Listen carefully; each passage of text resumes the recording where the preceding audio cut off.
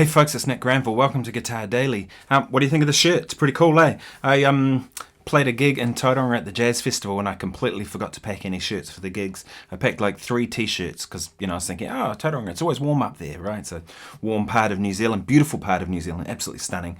Anyway, if you like the shirt, then let me know below and give me a thumbs up. If you don't like the shirt, then give me 2 thumbs down. Anyway, today what I thought I'd talk about is the classic TS9 Ibanez Tubescreamer. I have a love-hate thing with these pedals. This one here is one of the holy grails. It's an old one. I've had it forever. I forget when I even got it. I was quite young. I don't use it. I don't particularly like it. There's a certain thing. So this is my clean sound.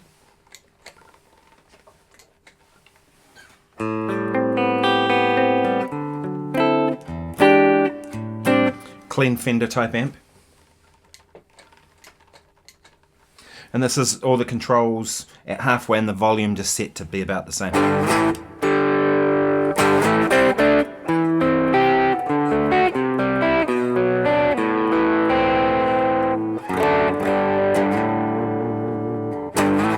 So it has a certain kind of sound about it, right? First thing it does is it reduces the bottom end. Now that can be a good thing. If you're hitting an amp that's got too much bottom end, you can use this to tighten up the bottom end. My amps are mostly tweed amps, and a pedal like this that has extra mid-range can be a real problem. One thing I hate about these pedals, about these old ones, is this stupid switch. You'll see there that I had a real hard time even turning it on or off. Now it's working properly, go figure. But you're in the heat of battle, you're in the middle of a gig and you hit the pedal and all of a sudden you're like, what's happening? It's not working, and you realize that you didn't push the button quite the right way. So that's the first thing I say about it. This design, bad. Here's the full range of the gain up on full.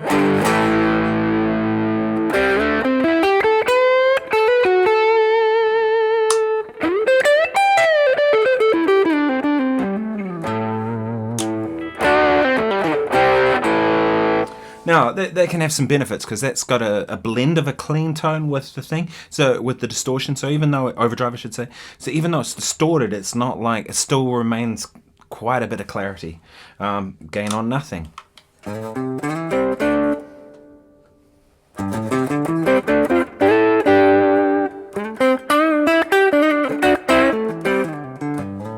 And that's actually my favorite spot, is like that spot there, because it's works really well on the neck pickup of guitars, because it takes out some of that bottom end, puts a bit more mid-range in. And what I look for is the bloom. There.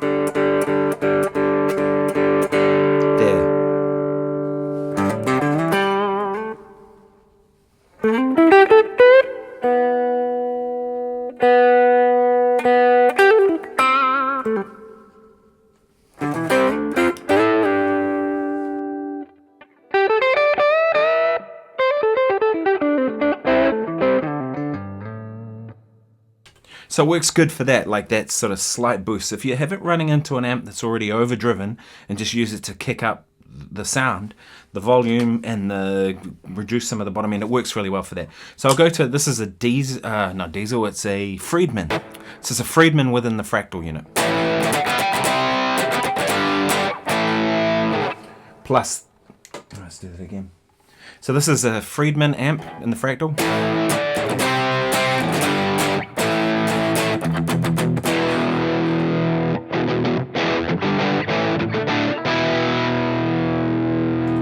And then with the Tubescreamer on.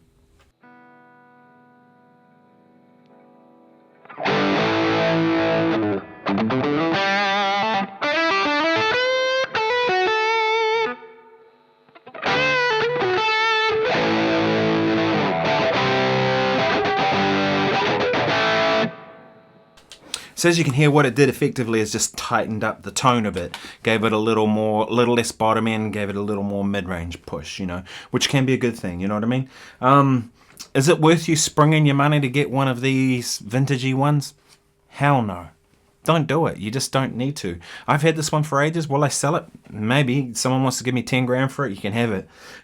Otherwise, it's just going to sit on the shelf. Maybe I'll use it for a recording sometime or whatever if I needed that particular flavor. But otherwise, there are so many Tubescreamer pedals around that do that thing. with a way better switch with better bypass, because the bypass in this is it's not particularly great when you run through it.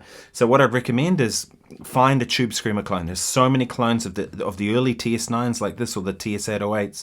The TS808DX is a really good one because you get an added boost on it. That thing will run at 18 volts too, so you get more headroom. I think it's just a better Tubescreamer pedal. It's got better switches, true bypass, all that kind of stuff. And yeah, save these ones for the blues rock lawyers who've got lots of money and want to sound like, pretend they're Stevie Ray Vaughn. Sorry, I had to say it. Love the blues rock lawyers, don't get me wrong. You guys rock. Yeah, but anyway, this is what the Tubescreamer sounds like. That's his thing, right?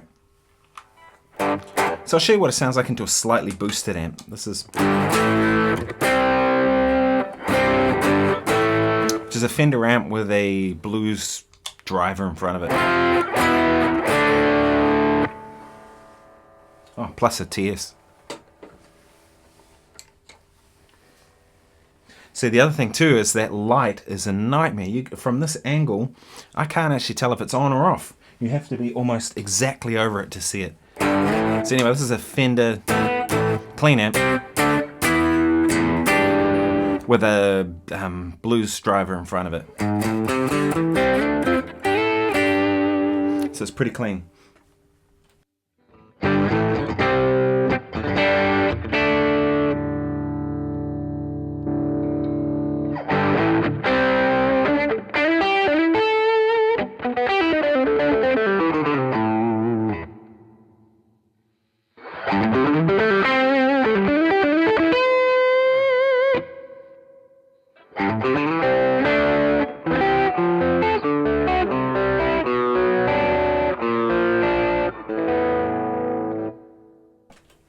So anyway, I thought people might be curious to hear what an actual TS9 Tubescreamer, a vintage one, sounds like. This one here, I actually scratched my name into it. It says Nick along there. I don't care about collecting stuff. I had a pedal board bag stolen. I had a bag stolen out of a car some years ago, and the day after that I went and scratched my name into a bunch of pedals and stuff because I was like, I'm not letting them get away with that. Super annoying. So now it's like it's identifiable as mine. I don't plan to sell it. It's just one of those pedals I'll just keep on the shelf. And unless someone wants to offer me a whole lot of money, like I said, it's pretty much just a pedal that's going to sit on the shelf and get used for certain recordings when I need that exact kind of flavor. And that does happen sometimes. Anyway, I hope you've enjoyed having a look at the TS9 vintage. Yeah, thanks so much for watching. I post every day on YouTube. My name's Nick Granville. I'm a professional guitar player from Wellington, New Zealand. If you like what you've seen, then share it with people. If you know someone looking for a TS9, then share this with them and maybe it'll put them off it and they'll buy something better than one of these, because that switch is awful. And there's so many clones around now that are really good. Yeah. I mean, Robert Keeley did one. I think it was called the Noble Screamer. Your Noble's on one side, a Screamer on the other. That'd be a way better pedal to buy than one of these. You can buy like 5 of those pedals for the cost of one of these vintage pedals. And it will sound better. It'll operate better. There you go. Solution. Anyway, thanks so much for watching. See you tomorrow. Cheers.